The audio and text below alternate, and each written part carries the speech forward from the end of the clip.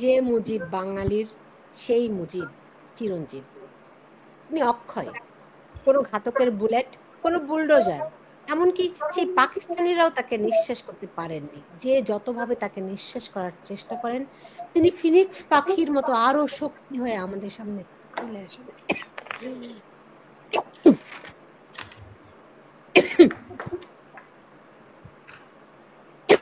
Sorry. বঙ্গবন্ধুর প্রতি শ্রদ্ধা নিবেদন করে শুরু করছে আমার আজকের আয়োজন। একটু একটু পানি খেয়ে নেন।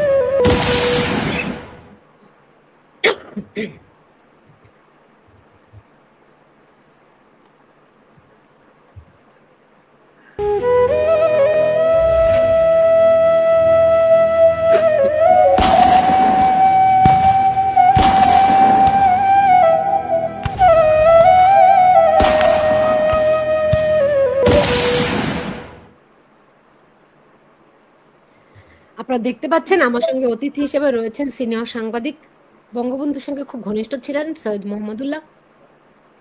আমার সঙ্গে রয়েছেন এই মুহূর্তে বাংলাদেশের রাজপথের কর্মী রোকেয়া প্রাচী, কানাডা থেকে রয়েছেন বনি আব্রাহাম। আপনাদের তিনজনকে স্বাগত জানাচ্ছি আমার সঙ্গে যুক্ত হওয়ার জন্য, এবং দর্শক আপনাদেরকেও স্বাগত জানাচ্ছি। আমি সুলতানা রহমান। আমি আজকে সত্যি কথা বলতে কি, আমার গলাটা একটু বসে গেল হঠাৎ করেই, কিন্তু আমি অত্যন্ত আবেগ তাড়িত আজকে। মনে হয় গত একটি বছরের মধ্যে বুঝতে পারলাম, যারা বঙ্গবন্ধুকে ধ্বংস করতে চেয়েছে তারা আজ দেখেছে এই বাঙালি জাতি কত তীব্রভাবে বঙ্গবন্ধুকে ভালোবাসে, কত তীব্রভাবে তারা বুকের ভেতরে লালন করে বঙ্গবন্ধুকে। 32 নম্বরের বাড়ি তারা ঘুরিয়ে দিয়েছে বুলডোজার দিয়ে। এর আগে ঘাতকের বুলেট তার জীবন কেড়ে নিয়েছে।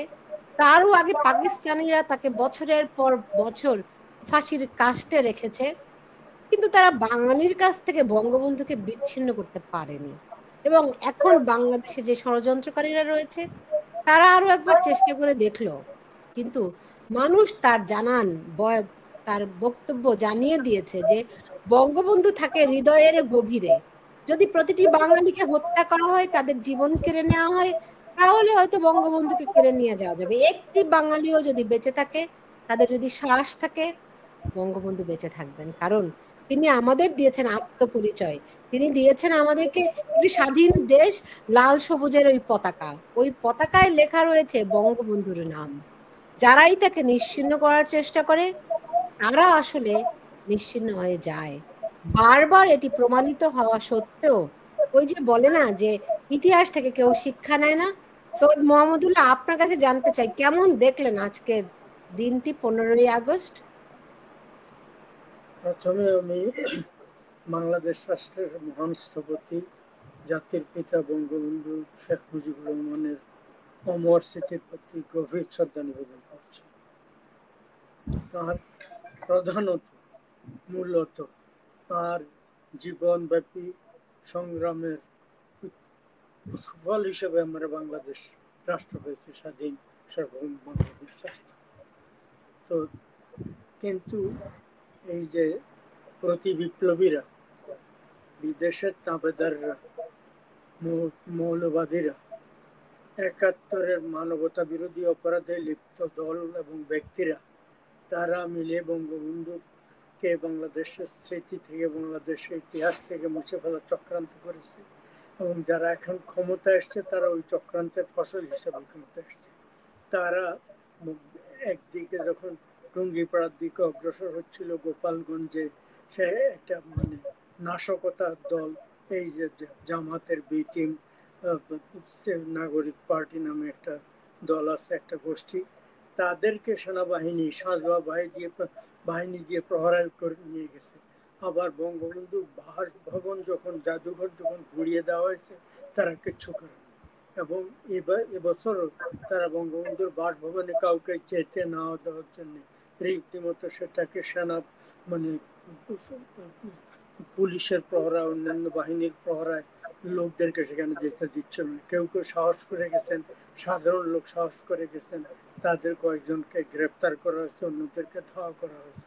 এবং বঙ্গবন্ধুর বিরুদ্ধে ওই কুলাঙ্গার পার্টি জাতীয় নাগরিক পার্টি নামে কথিত এই যে কুলাঙ্গার পার্টি, তার নাহিদ ইসলাম ও অন্যরা অত্যন্ত অশোভন মন্তব্য করেছে। আবার এদিকে আর একটা বঙ্গবন্ধুর বাড়ির সামনে বিএনপির যুব দল এবং ছাত্র দল ওরা বঙ্গবন্ধুর বিরুদ্ধে স্লোগান দিয়েছে। এটি একটি অতিরিক্ত তথ্য। আরেকটা হচ্ছে মহিদুল ভাই, আপনার কথা খুব আমি আস্তে শুনতে পাই। রোকেয়া এবং বনি ভাইকেও কি আস্তে শুনতে পাচ্ছেন? তার কথা শুনতে পারেন একটু একটু একটু আস্তে শোনা যাচ্ছে। ঠিক আছে, আমি আবার শেষ করছি যেহেতু। তো আরেকটা কথা হচ্ছে, শেখ মানে খালেদা জিয়া যখন প্রধানমন্ত্রী হন, খালেদা জিয়া, তখন তিনি তার একটা নতুন জন্মদিন তৈরি করেছিলেন যে বঙ্গবন্ধুর মৃত্যু দিবসে শাহাদাত বার্ষিকীতে উৎসব করার জন্য। এর আগে তিনি যখন পার্লামেন্টের প্রথম সদস্য নির্বাচিত হন, তখন এক জন্ম দিয়েছিলেন, আরো অন্য অকেশনে আরেক জন্ম দিয়েছিলেন। পরে কার প্ররোচনা বা নিজের কারণে, যে কারণেই হোক, তিনি একটা ভুয়া জন্ম তারিখ দিয়েছিলেন 15ই আগস্ট।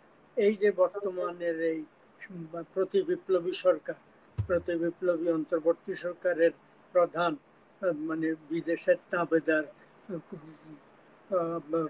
ইউনূস আপনার হেডফোন মানে স্পিকারের এটা সামনে এনে কথা বলেন। হ্যাঁ, আচ্ছা, না তাও হচ্ছে না। খালেদা জিয়ার সেই নকল ভুয়া জন্মদিবস উপলক্ষে তাকে শুভেচ্ছা পাঠিয়েছেন, ফুল পাঠিয়েছেন ইউনূস। অথচ তিনি এই বঙ্গবন্ধু জাদুঘর ধ্বংস হলো, বঙ্গবন্ধুর দিবস এই সম্পর্কে এবং স্বাধীনতার সমস্ত চিহ্ন মুছে দেওয়া হয়েছে দেশ থেকে, সেই সম্পর্কে একটি শব্দ তিনি উচ্চারণ করেননি, তার এই তথাকথিত সরকারকে উচ্চারণ করেননি। ফলে শেখ হাসিনার আমলের অনেক কিছু সম্পর্কে আমার অভিযোগ আছে, হতে পারে অনেক, যে কোনো শাসনের ব্যাপারে থাকতে পারে, তার শাসনের ব্যাপারে আরো বেশি থাকতে পারে অন্য শাসনের তুলনায়, সেটা এক জিনিস। কিন্তু বাংলাদেশকে, বাংলাদেশের ভিত্তিভূমি থেকে সরিয়ে দেওয়া, বঙ্গবন্ধুর আদর্শ থেকে সরিয়ে দেওয়া, বাংলাদেশকে অস্বীকার করা, একাত্তরকে অস্বীকার করা, এই প্রতি বিপ্লবী স্বাধীনতা বিরোধী এদের সমস্ত সবকিছু স্পষ্ট হয়ে গেছে। এই কুলাঙ্গারদেরকে, এই বাংলাদেশের এই জাতীয় শত্রুদেরকে একদিন বাংলাদেশের জনগণ এদের বিচার করবে।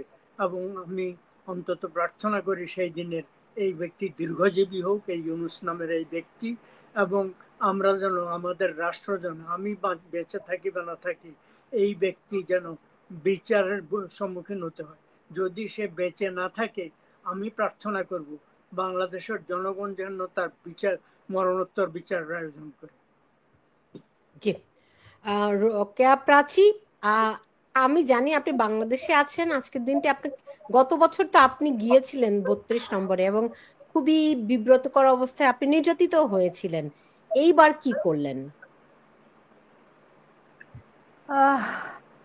ধন্যবাদ। এবার আসলে এবার কিছু না করেই বিব্রত। আজকে বাংলাদেশে যা ঘটেছে, 32-এ যা ঘটেছে, তার থেকে অনেক ভালো ছিল আমাদের সবাইকে ইউনূস মেরে টেরে, যেভাবে আমরা লাশ পাচ্ছে, অর্ধেক মাথা অর্ধেক হাত পা, তো যারা আমরা আওয়ামী লীগের সাথে সম্পৃক্ত আছি সবাইকে একটা রায় দিয়ে সবাইকে মেরে ফেলুক, সেটা অনেক বেটার ছিল। আমাদের যে শোক জানাতে দিল না, সাধারণ যে সমস্ত একদমই সাধারণ মানুষ গেছে না আজকে ধানমন্ডি 32-এ, তাদের সাথে যে আচরণটা ওনারা করেছেন, তো সেটা আমাদেরকে খুব বিব্রত করেছে। যে বঙ্গবন্ধু কি একটা সাধারণ মানুষ বঙ্গবন্ধুকে ধারণ করতে পারবে না? বঙ্গবন্ধুকে আওয়ামী লীগের নেতাকর্মীরা ধারণ করতে পারবে না, বঙ্গবন্ধুকে সাধারণ মানুষ ধারণ করতে পারবে না, বঙ্গবন্ধুকে একটি রিকশাওয়ালা ভালোবাসতে পারবে না, বঙ্গবন্ধুকে একজন শিল্পী ভালোবাসতে পারবে না। ইউনূস যে দুঃশাসন প্রতিষ্ঠিত করতে চাইছে, প্রশাসনকে দিয়ে মব বসিয়ে ধানমন্ডি 32 দখল করে উনি আমাদের শোক দিবসকে কেড়ে নিয়েছেন। তো শোক দিবসকে কেড়ে নিয়ে উনি যেটা করেছেন, বঙ্গবন্ধুকে আরো উজ্জ্বল করেছেন, আরো মানুষের কাছে পৌঁছে দিয়েছেন। বঙ্গবন্ধু কিন্তু আজকে আরো বেশি উদ্ভাসিত হয়েছে। আমরা বেরোতে পারিনি, এত নিষেধাজ্ঞা ছিল। আজকে তারা গত দুদিন ধরে কিন্তু গাড়িতে গাড়িতে করে সব নেতাকর্মীদেরকে খুঁজে বেড়াচ্ছে, রাস্তায় রাস্তায় যে কোনো সাধারণ মানুষের মোবাইল চেক করা হচ্ছে। কোনো আইনে নাই কোনো মানুষের বিনা কারণে মোবাইল চেক করতে পারে, ব্যাগের ভেতরে হাত দিয়ে মোবাইল বের করছে। তো আজকে পুরো বাংলাদেশের মানুষ, বেশিরভাগ মানুষকে জিম্মি করে ফেলেছে যে বোধহয় আওয়ামী লীগ করে, বোধহয় বঙ্গবন্ধুকে ভালোবাসে, 15ই আগস্ট তারা হয়তো বঙ্গবন্ধুকে শোক জানাতে ধানমন্ডি 32-এ যাবে। এই আতঙ্ক, ভয়, ভীতি তাদেরই বেশি, অথচ তারা কিন্তু মব জঙ্গি দিয়ে, মব সন্ত্রাসী দিয়ে, প্রশাসনের পৃষ্ঠপোষকতা কিন্তু আমাদের উপরে হামলা মামলা করছে। কিন্তু বঙ্গবন্ধুর যে চেতনার যে শক্তি, জাগরণ, সেই মুক্তিযুদ্ধের যে চেতনা, যে শক্তি, সেই শক্তির কাছে তারা আসলে পরাজিত। আমরা আসলে একটা ছবি দেখছি যেখানে নারী বিবস্ত্র হয়ে যাচ্ছে, লাশের পর লাশ দেখছি, এবং এত ক্ষতবিক্ষত, এত নির্মম বিধ্বংসী, মানে পৈশাচিক মৃত্যু আমরা বাংলাদেশে 71-এর পরে এখন দেখছি। এই সবকিছু দিয়ে আমাদেরকে আসলে ভীত সন্ত্রস্ত করতে করতে আমাদের প্রায় মৃতপ্রায় করে দিয়েছে, জীর্ণ করে দিয়েছে। তো মানুষ তো মৃতপ্রায় হয়ে গেলে ছাই থেকে জেগে ওঠে, তো আমরা তো ছাই হয়ে গেছি। ধানমন্ডি 32 গুড়িয়ে দিয়েছে, পুড়িয়ে দিয়েছে, কিচ্ছু নাই এখন। কিন্তু সেই মাটি থেকে বৃষ্টির পানি যখন পড়বে নতুন চারা গজাবে না? তা আমরা হচ্ছে বৃষ্টির পানি, সেই নতুন গর্জে ওঠা চারা। আমরা আজকে যে অপমান, যে কষ্ট, আমাদের শোককে তারা বন্ধ করে দিয়েছে। আপনি একটা মানুষকে কাঁদতে দেবেন না, এর চেয়ে নির্মম মানবতা বিরোধী কিছু হতে পারে না। তো কাজেই সুলতানা, আমি আপনাকে এই কথাটাই বলবো যে আজকে যখন একজন মা গেছেন ওখানে, আজকে একজন মৌলভী সাহেব গেছেন, আজকে একজন রিক্সা শ্রমিক মজুর ভাই গেছেন, সাধারণ মুক্তিযোদ্ধার স্ত্রী গেছেন, সাধারণ জনগণ গেছে, আমি মনে করি এখানেই হচ্ছে বঙ্গবন্ধুর বিজয়, এখানেই আমাদের শক্তি। এভাবেই কিন্তু আমরা জেগে উঠছি, তাদের ভয়টা অমূলক নয়, আমরা আসছি। বনি আব্রাহাম, আপনার কাছে কি মনে হয়, একটা পোড়া বাড়ি, সেখানে ছাই ভস্ম ছাড়া আর কিছু অবশিষ্ট নাই, তবু এই বাড়িটাকে কিসের ভয় তাদের?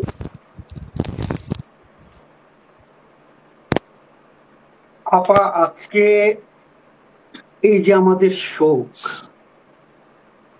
সেটা হলো বঙ্গবন্ধু সম্বন্ধে আমি তো শুধু একটা কথাই বলতে চাই যে তুমি জন্মেছিলে বলে জন্মেছে এই দেশ, বঙ্গবন্ধু তোমার আরেক নাম স্বাধীন বাংলাদেশ। আসলে আমার যেটা মনে হয় যে এই যে বাংলাদেশে এখন যে জঙ্গি, জামাত শিবির সহ যারা আছে, ইভেন কি বিএনপি পর্যন্ত প্রচন্ড ভাবে ভয় পায় 32 নম্বরকে।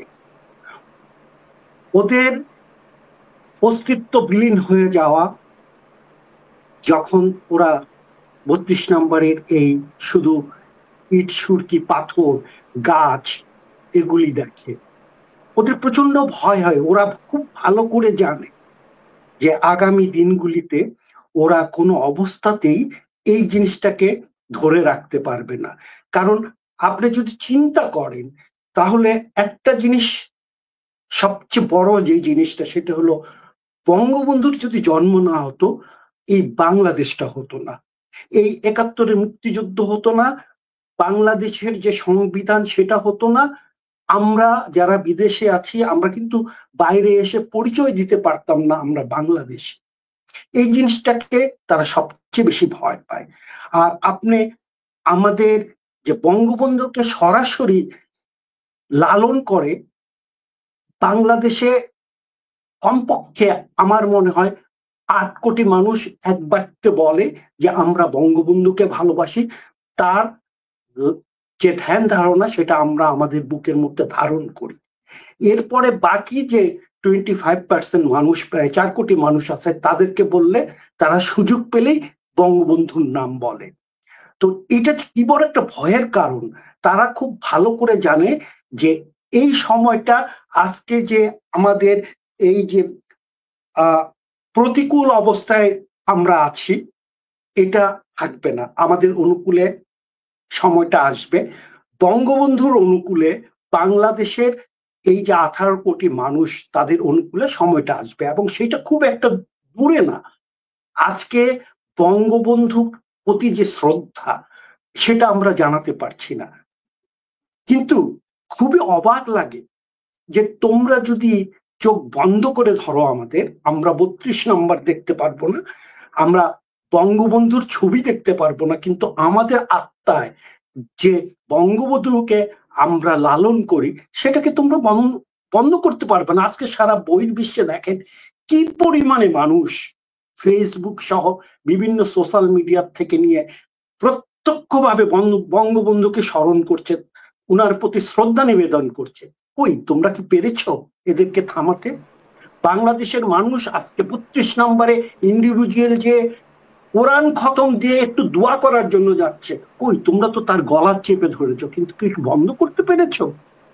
বন্ধ করতে পেরেছ সেই নারীদের যারা ফুল নিয়ে গিয়েছিল, যে রিক্সাওয়ালা ফুল নিয়ে গিয়েছিল বঙ্গবন্ধুর জয় বাংলা? জয় বাংলা তো হলো বাংলার জন্মের যে মূল মন্ত্র, সেটা ছিল জয় বাংলা। তোমরা জয় বাংলাকে কোনো অবস্থাতেই থামাতে পারবে না। কারণ আমি একটা জিনিস খুব ভালোভাবে মনে করি এবং এটা আমি ফিল করি আমার বুকে, আমার আত্মায়, আজকে হয়তো আমাদের অনুকূলে সময় না, আর এই অনুকূল সময়ে যখন আমরা বঙ্গবন্ধুকে স্মরণ করি সেটা আমাদের জন্য বিরাট একটা শোক। কিন্তু যখন আজকের এই প্রতিকূল অবস্থায় আমরা আছি সেটা আমাদের জন্য শোক না। বাংলাদেশের 18 কোটি মানুষের কয়েকটা দালাল রাজাকার আল বদর আল শামস বাংলাদেশের বিরুদ্ধে যাদের জন্ম, তাদের কাছে আমরা শক্তি। আমাদের এই শক্তির কাছে যে কোনো অবস্থায় তারা পরাজিত হবে। আপনারা আছেন, বিশেষ করে আমি কৃতজ্ঞতা প্রকাশ করতে চাই আজকের এই শোতে আমাদের শ্রদ্ধেয় সিনিয়র সাংবাদিক মাহমুদুল্লাহ ভাই আছেন, আমার প্রাণের প্রিয় একজন মানুষ, আমি যাকে অনেক শ্রদ্ধা করি, আমার রোকেয়া আপা, প্রাচী ভাই আপা, সেই সাথে আপনি আছেন সুলতানা রহমান। এমন বাংলাদেশের মানুষের অনেক লোক আছে যারা বলতে পারে না, কিন্তু তারা তাদের হৃদয়ে লালন করে বঙ্গবন্ধু। তারা বিশ্বাস করে যে বঙ্গবন্ধু ছাড়া বাংলাদেশের কোনো অস্তিত্ব নেই। এবং সবচেয়ে লজ্জার ব্যাপার কি জানেন, এরা যখন বিদেশে আসে, এই রাজাকার, এই আল বদর, এই খুনিস, আল শামস, ইভেন ইউনুস, এই উপদেষ্টা পরিষদের যে লোকজন, তোদের লজ্জা করে না? তোরা যখন বাইরে এসে বলিস আমি বাঙালি, আমি বাংলাদেশের মানুষ, তোদেরকে মনে হয় না যে বঙ্গবন্ধুর জন্ম না হলে এই বাংলাদেশের অস্তিত্ব হতো না? তো তোরা তো বাংলাদেশকে লালন করিস, কিন্তু তোরা স্বীকার করিস না কেন? তোদের ভয়টা কোথায়? এই ভয়টাই তোদের মধ্যে কাজ করে, যার জন্য 32 নম্বরে ইট কাঠ পাথর তারা সবচেয়ে বেশি ভয় পায়। জানে যে এই ইট কাঠ পাথরের মধ্য থেকে, এই 32 নম্বরের মধ্য থেকে একদিন এমন শক্তি জাগ্রত হবে যে এই অপশক্তি ধূলিসাৎ হয়ে যাবে। কিন্তু আপা, খুব কষ্টের সাথে বলতে হয় আমাদের ব্যর্থতা একটা জায়গায়, যে আমরা বিগত দিনে বঙ্গবন্ধুর যে রাজনীতি, বঙ্গবন্ধুর যে প্রকৃত ইতিহাস, বঙ্গবন্ধুর যে 17 বছর জেল খেটে এই বাংলাদেশটাকে বানিয়েছে, আমরা সেটাকে আমাদের নেক্সট জেনারেশন, তাদেরকে এই মেসেজটা, এই ইতিহাসটা আমরা পৌঁছাতে পারি নাই, যার জন্য আজকে এই অপশক্তি বলে যে বঙ্গবন্ধু নাকি কোনো একটা সংগ্রামের ডাক দিয়ে পাকিস্তানের জেলে আরামসে উনি বসেছিলেন। এই যে এই জিনিসগুলো যখন তারা করছিল, আমাদের কষ্ট লাগে। আসলে আমরা সেইভাবে কাজ করতে পারি নাই, আমাদের জেনারেশনকে আমরা বুঝাতে পারি নাই, বলতে পারি নাই যে বঙ্গবন্ধু মানে বাংলাদেশ, আর বাংলাদেশের অস্তিত্ব ছিল বলেই আজকে আমরা বাঙালি, আমরা পাকিস্তানি না, আমরা হানাদার না। এই সুযোগটা নিয়ে গত বছরগুলিতে, গত দিনগুলিতে আমাদের যে নতুন জেনারেশন, তাদেরকে মূল ভাত বুঝিয়ে এই আল বদর আল শামসের বাচ্চারা, এই নেতারা তেনারা আমাদেরকে ধ্বংস করেছে। তবে এখন সময় এসেছে, আমরা যদি আবার, আমি না, আপনি না, কিন্তু নেক্সট জেনারেশন আবার জানবে যে বঙ্গবন্ধুর বাংলাদেশ এবং তিনি আমাদের জাতির পিতা, এবং উনি সর্বকালের সর্বশ্রেষ্ঠ বাঙালি, এবং উনি ছিল বলেই আমি আজকে সবুজ পাসপোর্ট নিয়ে দেশের বাইরে যে কোনো জায়গায় আমরা যেতে পারছি। আমাদের সেলুট সেই পাসপোর্ট যে আমাদেরকে দিয়েছে, বাঙালি বলে আজকে আমরা দাবি করতে পারি আমাদের পরিচয় মানে বঙ্গবন্ধু, আমাদের পরিচয় মানে এই যে আমাদের সংবিধান, আমাদের অস্তিত্ব মানে ৭১-এর মুক্তিযুদ্ধ, আমাদের অস্তিত্ব মানে ৩০ লক্ষ যে শহীদ হয়েছে তারা এবং ২ লক্ষ মা বোন, এর বাইরে আর কোনো কিছু নাই। এসব থানায় পানায় বুঝে বাংলাদেশের মানুষকে এরা কোনো দিনই বিপথে নিতে পারবে না। যার জন্য আমি একটা জিনিস আশা করি, তোমরা যদি এতই সাহস থাকে, তোমাদের যদি এতই, তোমাদের নাকি বাংলাদেশের সব লোক সাপোর্ট দিয়ে তোমাদেরকে ক্ষমতায় এনেছে, এই ইউনূস সরকার বলে বেলায় বলছে প্রথম দিনই যে ছাত্ররা নাকি তাকে ক্ষমতায় এনেছে, তাহলে বাংলাদেশের আর 18 কোটি মানুষ কয়টা ছাত্র তোমাদের পিছনে ছিল? এই ছাত্রদেরকে তোমরা ভুলভাল বুঝিয়ে আমাদেরকে এবং বাংলাদেশের যে সত্যিকারের ইতিহাস সেটা বিকৃত করেছ। ধিক্কার দেই এই ইউনূস সরকারকে, এই অপশক্তিকে। কোনদিন তোমরা আমাদেরকে দাবিয়ে রাখতে পারবা না। বাংলাদেশ মানেই বঙ্গবন্ধু, বাংলাদেশ মানে জয় বাংলা, বাংলাদেশ মানে জাতীয়তাবাদ, বাংলাদেশ মানে সমাজতন্ত্র, গণতন্ত্র, ধর্মনিরপেক্ষতা। আমি যখন ছোট ছিলাম, আমার বাসা কলাবাগানে, আমি বঙ্গবন্ধুর বাসার সামনে সেই ছোটবেলায় 69 থেকে 70 থেকে নিয়ে ৭১, আমি অনেকবার সেখানে দাঁড়িয়ে দাঁড়িয়ে দেখেছি। এই ইট কাঠ পাথর সেদিন আমাকে একটা আমার হৃদয়ের শ্রদ্ধা নিবেদন করতাম, কিন্তু আজকে এই এক একটা ইট, এক একটা বালুকোনা সর্বশক্তি নিয়ে তোমাদের এই অপশক্তির বিরুদ্ধে রুখে দাঁড়াবে। তোমরা তোমাদের রাস্তা ঠিক করে রাখো, তোমরা কোথায় যাবা। তোমাদের সময় ঘনিয়ে এসেছে। বাংলাদেশের মেহনতি মানুষ কখনো তোমাদেরকে ছাড় দিবে না, কারণ আমরা বঙ্গবন্ধুকে ভালোবাসি। সৈয়দ মোহাম্মদুল্লাহ, আপনি দেখুন, গত বছর আমরা দেখলাম যে ৩২ নম্বরে ডিজে পার্টি করেছে, আগুন দিয়েছে, ভাঙচুর করেছে, তারাই এনসিপির পোলাপানরা। হ্যাঁ, এরপরে দেখলাম ফ্রান্স থেকে নির্দেশ দিয়ে বুলডোজার আনিয়ে ভাঙা হলো, তাও ওই তৌহিদি জনতা, এনসিপির এরাই করলো। কিন্তু কালকে আমরা দেখলাম সরাসরি বিএনপির নামে স্লোগান হচ্ছে, এবং বিএনপি কাজটি, বিএনপির ২-১ জন বুঝতাম যে বিএনপির নাম দিয়ে অন্য কেউ করাচ্ছে, তাও তাদেরকে একটা বেনিফিট অফ ডাউট দিতে পারতাম। তো বিএনপির অনেক নেতৃবৃন্দকে দেখেছি সেখানে গিয়ে ধরপাকড় করতে, আওয়ামী লীগ কিনা তারা পরীক্ষা করছে, ওখানে কাউকে যেতে দিবে না, কাউকে ফুল নিতে দিবে না, কাউকে শ্রদ্ধা নিবেদন করবে, এমনকি কাউকে প্রবেশই করতে দিবে না। বিএনপি কেন এই কাজটি করছে, এবং বিএনপিকে কি আর মুক্তিযুদ্ধের দল বলা যায়? এটা অত্যন্ত দুঃখজনক। সেটা হচ্ছে যে ছাত্র দল, বিএনপি ডাইরেক্টলি না হলো বিএনপি দুটি অঙ্গ সংগঠন, ছাত্র দল, যুব দল, তাদের সেখানে উপস্থিতি ছিল, এই একটা কথা। তারপর হচ্ছে যে ওই যে খালেদা জিয়ার ভুয়ারা জন্মদিন পালন, এবার অবশ্য তারা সম্ভবত পালন করেছে কিনা আমি জানি না, কিন্তু আপনার সাউন্ডটা এত লো, কিছু শুনতে পাই না। শুনতে পান না? তাহলে এখন শুনতে পাই। হ্যাঁ, এখন আপনি কাছে এসে বলেন তাহলে। জি, আচ্ছা, ঠিক আছে, তো কাছে এসে বলছি। এখন এটা অত্যন্ত দুঃখজনক। আপনি যেটা বলছেন যে বিএনপি মুক্তিযুদ্ধের দল, তারা বারবার বলছিল জামাতের বিরুদ্ধে, তারা প্রায় 1 বছর থেকে বিভিন্ন বক্তব্য রাখছিল, জামাতকে স্বাধীনতা বিরোধী বলছিল। এতে আমাদের মনে কিছু সাহস হচ্ছিল যে ঠিক আছে, তারা অন্তত তাদের অতীতের ভুল বুঝতে পেরেছে, এখন তারা জামাতের দোষর এটা ছাড়বে এবং তারা মুক্তিযুদ্ধের, তারা তাদের মতো করে মুক্তিযুদ্ধের পক্ষের শক্তি হওয়ার চেষ্টা করবে, অন্তত কিছুটা হলে এদিকে এগিয়ে যাবে। কিন্তু এখন এই যে ৩২ নম্বরে তাদের যে ভূমিকা, বা এমনকি তারেক জিয়ার যে মাঝে মাঝে বক্তব্য, একবারে ঘোরতর ভাবে আওয়ামী লীগ বিরোধী বক্তব্য, কিন্তু তারেক জিয়া সে থেকে শুরু করে এরা তো গণতন্ত্রের পক্ষের লোক না। তারেক জিয়াকে কে ওই দলের চিফ করেছে? তারেক জিয়া কি কোনো গণতান্ত্রিক পদ্ধতিতে সেই দলের চিফ হয়েছেন?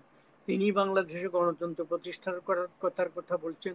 আমরা সাধুবাদ দেব যে কেউ যদি বাংলাদেশে সত্যি সত্যি গণতন্ত্র প্রতিষ্ঠা করতে চায়, কিন্তু তিনি নিজে তো গণতান্ত্রিক ভাবে ওই দলে কোনো গণতান্ত্রিক প্রক্রিয়া নেই। সেই অগণতান্ত্রিক প্রক্রিয়া নেতা হয়ে অগণতান্ত্রিক নেতা হয়ে তিনি গণতন্ত্র প্রতিষ্ঠা করবেন। যাই হোক, এটি একটি। আর মুক্তিযুদ্ধের আদর্শের কথা বলছেন, তিনি বঙ্গবন্ধুর বিরুদ্ধে বঙ্গবন্ধু সম্পর্কে নেতিবাচক বহু কথা বছরের পর বছরের আগে লন্ডন থেকে ইস্যু করেছিলেন, এটিও সবাই জানে। তারপরে আরেকটা কথা হচ্ছে এখন যে বঙ্গবন্ধুর ব্যাপারে এই যে ইউনূস কেবল বঙ্গবন্ধুর যে মানে তা না, পুরো মুক্তিযুদ্ধের বিরুদ্ধে ইউনূস সরকার এবং তার যত মুক্তিযুদ্ধের সবকিছু, সব স্থাপনা সর্বত্র ধ্বংস করে দিয়েছে। এবং এই যে বঙ্গবন্ধুর বাড়িতে শ্রদ্ধা জানাতে গিয়ে গতবার আপনাদের এখানে যে বিশিষ্ট ব্যক্তিত্ব রোকেয়া প্রাচী আছেন, তাকে অপদস্থ করা হয়েছে।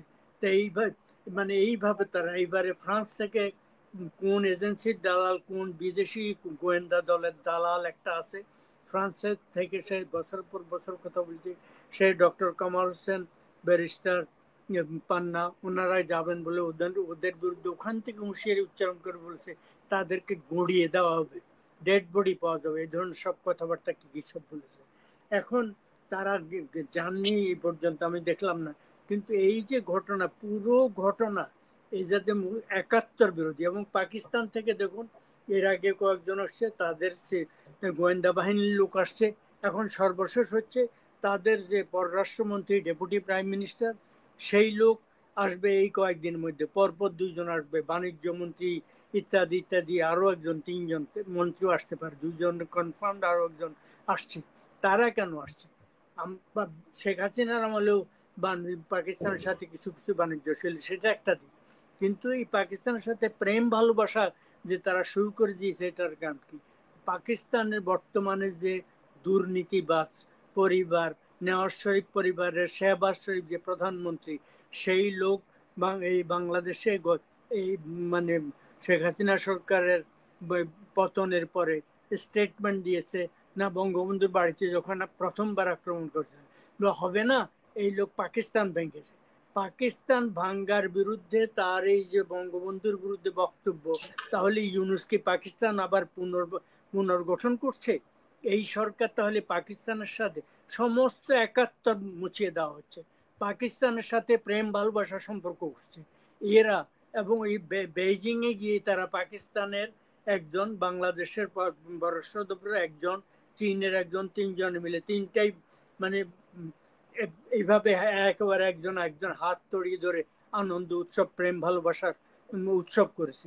এরা পুরো জিনিসটা এখন বঙ্গবন্ধুর বিরুদ্ধে এই যে তাদের উৎসব, বঙ্গবন্ধুর তাদের যে ক্ষোভ, এই ঘৃণা, এই সবকিছু মিলিয়ে একটা জিনিস হচ্ছে তাতে যে শেখ হাসিনার আমলের দুর্নীতি অথবা কুশাসন অথবা গণতান্ত্রিকতা যে সমস্ত অভিযোগ তারা করে, তার ভিতরে অনেক কিছু সঠিকও থাকতে পারে, সেগুলো থেকে মানুষ থেকে পুরো ভুলিয়ে দিচ্ছে, ভুলিয়ে দিয়ে মুক্তিযুদ্ধের পক্ষকে শক্তিশালী করছে এদের নীতি। এবং ইতিহাসের এরা কেবল আস্থা করে নিক্ষিপ্ত হবে না, আমি বারবার বলছি, আমি বিশ্বাস করি সমস্ত অন্তর দিয়ে, হৃদয় দিয়ে, উপলব্ধি দিয়ে, যে এদের বিচার বাংলাদেশের জনগণ করবে, যার মরণোত্তর বিচার করবে যারা জীবিত থাকবে এবার। এবং ৭১-এর শেখ হাসিনার দুর্বলতার কারণে তাকে ২১শে আগস্ট হত্যা করার যে চক্রান্ত হয়েছিল, তাদের অনেককে তিনি প্রকৃত অপরাধীদেরকে তিনি ধরেননি। এইবারে পরবর্তীতে মুক্তিযুদ্ধের পক্ষ, শেখ হাসিনার কথা আমি বলছি না, আওয়ামী লীগের কথা বলছি না, আমি স্পষ্টভাবে বলছি মুক্তিযুদ্ধের পক্ষ, মুক্তিযুদ্ধের স্লোগান নিয়ে, জয় বাংলা নিয়ে, ৭১ নিয়ে, ৭১-এর মূল্যবোধ নিয়ে, আদর্শ নিয়ে যারা এর পরে বাংলাদেশে ক্ষমতায় যাবে। আপনি যে ইঙ্গিত দিচ্ছেন, কে আসবে? গত একটা বছর তো আমরা দেখলাম না আওয়ামী লীগ ছাড়া আর কেউ মুক্তিযুদ্ধকে লালন পালন। আওয়ামী লীগ আসুক, রিফর্মড আওয়ামী লীগ আসুক, যে আসুক, মোট কথা হচ্ছে মুক্তিযুদ্ধের আদর্শ নিয়ে, স্লোগান নিয়ে, মানে মূল্যবোধ নিয়ে আসবে। এর কারণ হচ্ছে যে এই মুক্তিযুদ্ধের বিরোধীরা, মুক্তিযুদ্ধের শত্রুরা, ৭১-এর শত্রুরা, স্বাধীনতার শত্রুরা ওই শক্তিকে জাগ্রত করছে এবং এদের অবশ্যম্ভাবী। জি, রোকেয়া প্রাচী এরকম কি মানে শেখ হাসিনাকে বাদ দিয়ে কি তার তৃণমূলের কর্মীরা কখনোই ভাবে ধরেন বঙ্গবন্ধুকে বাদ দিয়ে আওয়ামী লীগ কি হবে? বঙ্গবন্ধু আওয়ামী লীগ কেন, বঙ্গবন্ধুকে বাদ দিয়ে তো বাংলাদেশই হয় না, আওয়ামী লীগ তো অনেক পরের ব্যাপার। আর যেই আওয়ামী লীগকে শেখ হাসিনা এখন করে দাঁড় করালেন, তাকে বাদ দিয়ে কি আওয়ামী লীগ হবে? কি মানে কি মনে হয় আপনার? দেখেন, আমি খুব স্পষ্ট করে বলি, জি বঙ্গবন্ধু বাংলাদেশ 1971, এটা কিন্তু একটা বাঙালির মাথা উঁচু করে দাঁড়ানোর জন্য, মানে এটা যদি এই তিনটা জিনিসকে যদি ভেঙে দেয়, সেই বাঙালির কিন্তু, যদি সে মানুষ হয়ে থাকে, তার কিন্তু কোনো অস্তিত্ব থাকবে না। এটা এমনই একটা অবিচ্ছিন্ন অনুভব।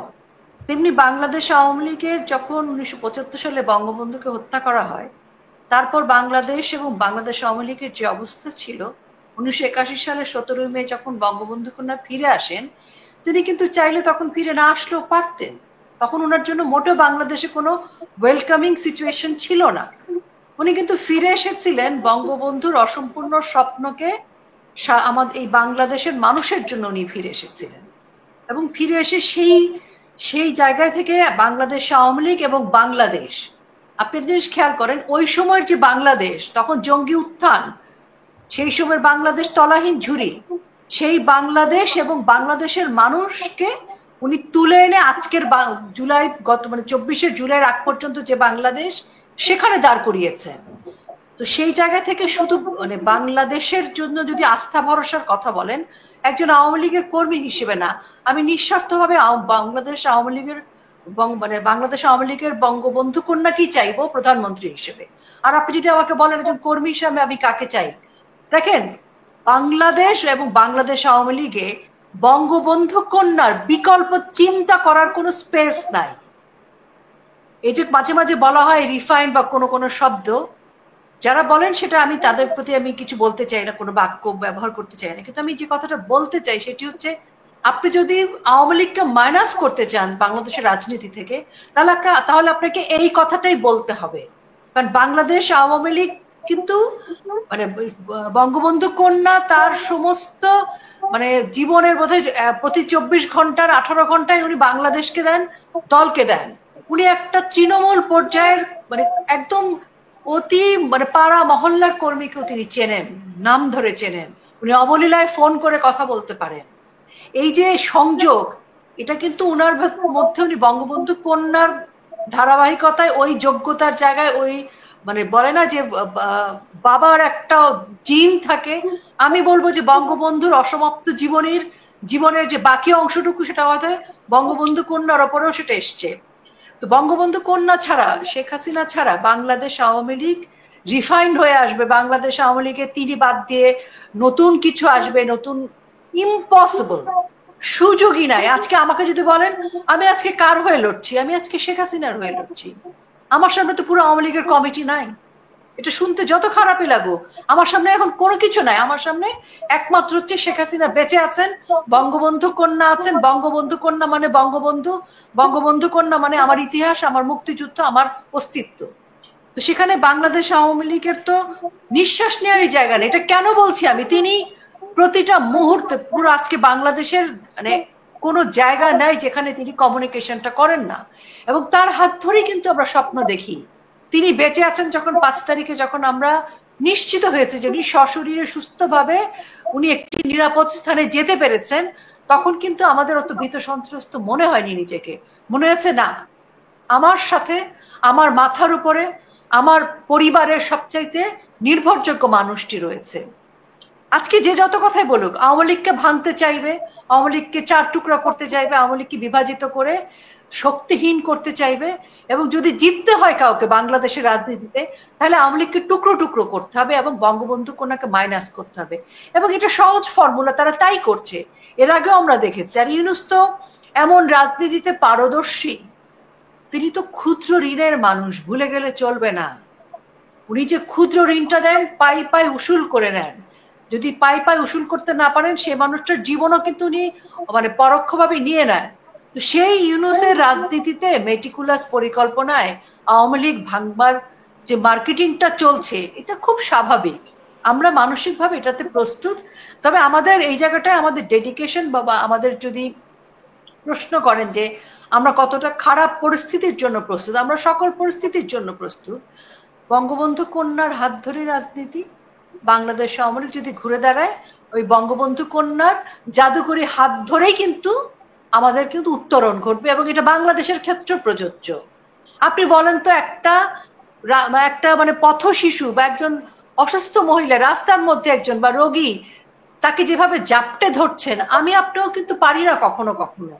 বাংলাদেশে কোন নেতাকে আমরা দেখেছি বঙ্গবন্ধুর পরবর্তী সময়ে জড়িয়ে ধরছেন? ওনার কাছে গেলে আমাদের মনে হয় না যে একটা পাহাড় আছে মাঝখানে। উনি তো ঘরের মায়ের মতো, ঘরের মানুষের মতো। তো কাজে জনগণের যে আস্থার জায়গার কথা না, সেটা কিন্তু বঙ্গবন্ধু কন্যার হাত ধরে। এটা যে আওয়ামী লীগ করে না, আজকে সে আরো বেশি বুঝে গেছে। যারা প্রতারিত হয়ে বলেছিল যে আওয়ামী লীগ ভালো না, স্বৈরাচার, বঙ্গবন্ধু কন্যাকে তো নেগেটিভ মার্কেটিং করা হয়েছিল, আজকে তারা বলছে যে ফাঁদে পড়েছিলাম সে ফাঁদটা ছিল মৃত্যুর কূপ, আমরা সেখানেই ভালো ছিলাম। তো এই যে মানুষের ভুল ভেঙেছে, মানুষের ভুল ভাঙছে, ইউনুসেরও ভুল ভাঙছে। ইউনুস ভেবেছিল তার ক্ষুদ্র ঋণের মার্কেটিং দিয়ে তিনি আওয়ামী লীগকে, মুক্তিযুদ্ধকে, ৭১কে, বঙ্গবন্ধুকে রিসেট বাটন দিতে পারবেন। আজকে তিনি নিজেও বুঝতে পেরেছেন তার রিসেট বাটনে কোনো কাজ হবে না, তার ফর্মুলায় আসলে কোনো কাজ হবে না। বাঙালি অন্য জিনিস। এই বাঙালি কিন্তু পাকিস্তানি হানাদার বাহিনীকে তাড়িয়ে দিয়েছে, ইয়াহিয়া খানকে পাত্তা দেয়নি, টিক্কা খানকে পাত্তা দেয়নি। এ বাঙালি বড় জাদ্রেল বাঙালি, যখন রেগে যায় এ বাঙালি কাউকেই তো আক্কা করে না। ইউনুস কোন ছাড়, ইউনুস তো 12 মাস বাইরেই ছিল। ইউনুস তো 12 মাসের আমাদের কোনো ঋতুই চিনে না, শীত বসন্ত গ্রীষ্ম বর্ষ জানে না। বাংলাদেশের গ্রামের একটা কৃষকের পরিণতি কি হয় উনি জানে না তো। উনি কখনো ধান খেতে, পাট খেতে নামেনি। উনি কখনো একটা গরিব মানুষের পাশে দাঁড়িয়ে বুকে জড়িয়ে ধরেননি। ওই এক গ্রামীণ চেকের পাঞ্জাবি পরে ঘুরে বেড়ালে হবে না। এনসিপি এবং প্রোটোকল দিয়ে ঘুরে বেড়াচ্ছেন। এই দিন না, আরো দিন আছে, আরো দিন আসবে, ওনাকে ইতিহাসের কাছে জবাবদিহি করতে হবে। আমাকে যদি আপনারা অনুমতি করেন আমি কি যেতে পারি? আপনি যাওয়ার আগে আমি আচ্ছা ঠিক আছে, ওকে ওকে, ঠিক আছে ঠিক আছে ঠিক আছে। আমি ভাবছি অনেক লম্বা করবেন কিনা। ঠিক আছে, আমি একটু শেখ হাসিনা যখন ছোট্ট জয়ের হাত ধরে গণভবনে যেতেন, গণভবনে একটা সাংবাদিক হিসেবে আমি তাকে দেখেছি। তার সম্পর্কে আপনি অসাধারণ সব কথা বলেছেন, সবগুলোর সাথে একমত। নিউ ইয়র্কে ভোজ সভায় আমার প্লেটে উনি খাওয়ার তুলে দিয়েছিলেন, এটাও আমার মনে আছে। এটি একটি দিক। কিন্তু কথা হচ্ছে কোনো দল, কোনো আদর্শ ব্যক্তি নির্ভর হতে পারে। বঙ্গবন্ধু তিনি আরেক ব্যাপার, জাতির জন্য। শেখ হাসিনার বয়স হয়েছে, তারকে হত্যা করার জন্য তার ক্ষতি করা হয়েছে, সেই আক্রমণে তার স্বাস্থ্যের ক্ষতি হয়েছে। তিনি চিরস্থায়ী চিরজীবিত হবেন তা না, তার অবর্তমানেও বাংলাদেশকে ঘুরে দাঁড়াতে হতে পারে তিনি যদি নাও থাকেন। ফলে আমাদের বক্তব্য হচ্ছে আমাদের আদর্শ, আমাদের বঙ্গবন্ধু, আমাদের একাত্ম, মুক্তিযুদ্ধের আদর্শ, এগুলোই ঘুরে দাঁড়াবে। এবং সেটা শেখ হাসিনা থাকুন বা না থাকুন, তিনি নেতৃত্ব দিতে পারুন বা না পারুন, এটা অবশ্যই বাংলাদেশ তার আদর্শ নিয়ে ঘুরে দাঁড়াবে।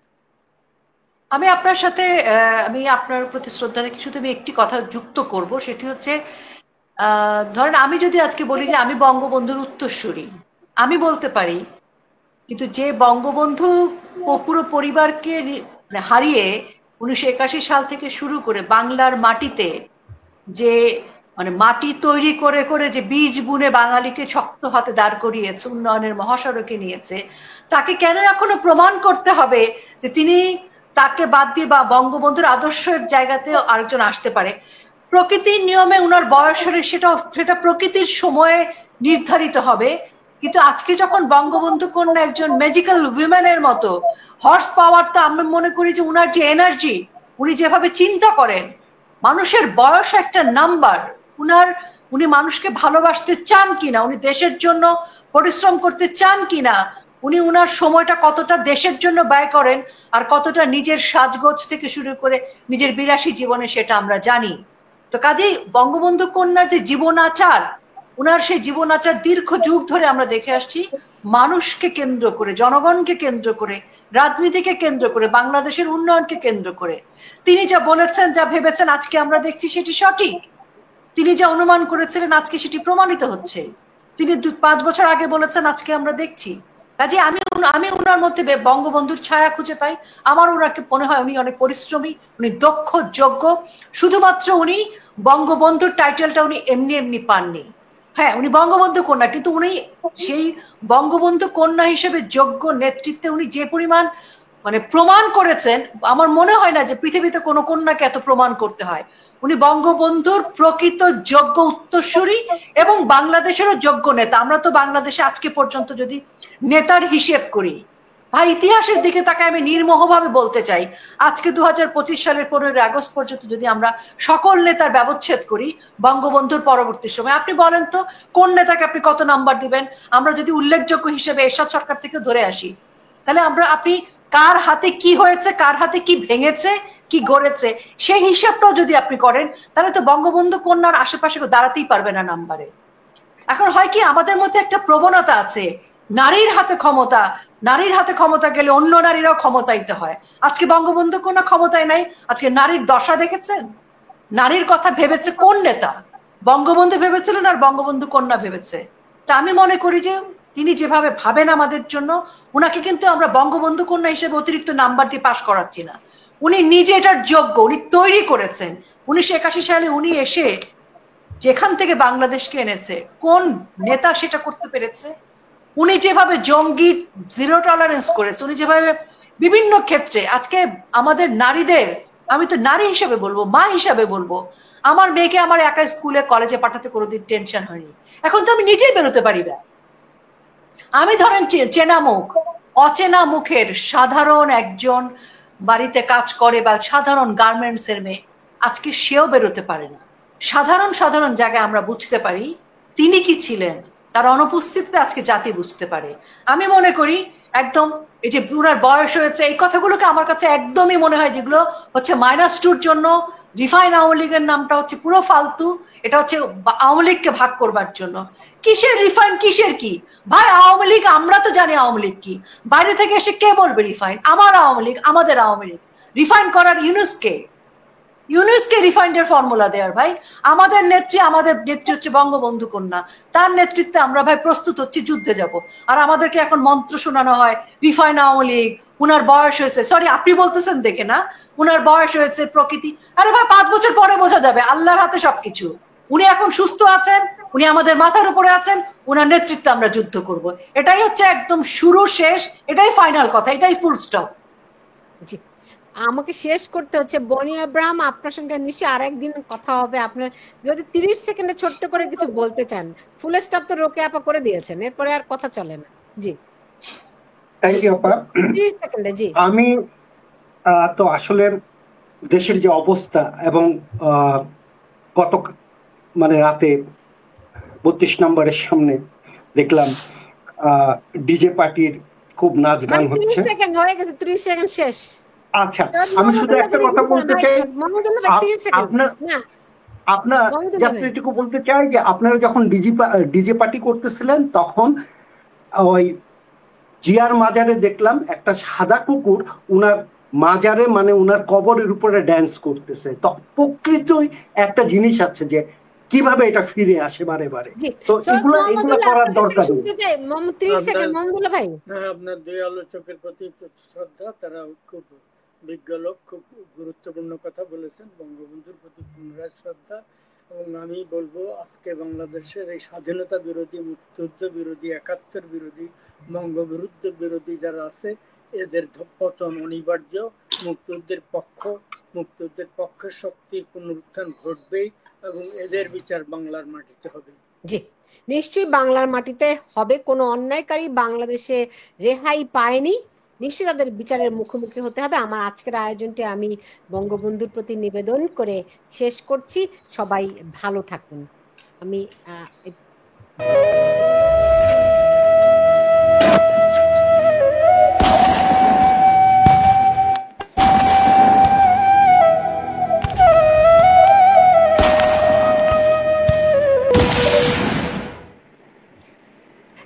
বঙ্গবন্ধুর প্রতি একটু হৃদয় নিংড়ানো ভালোবাসা দিলাম আর কি।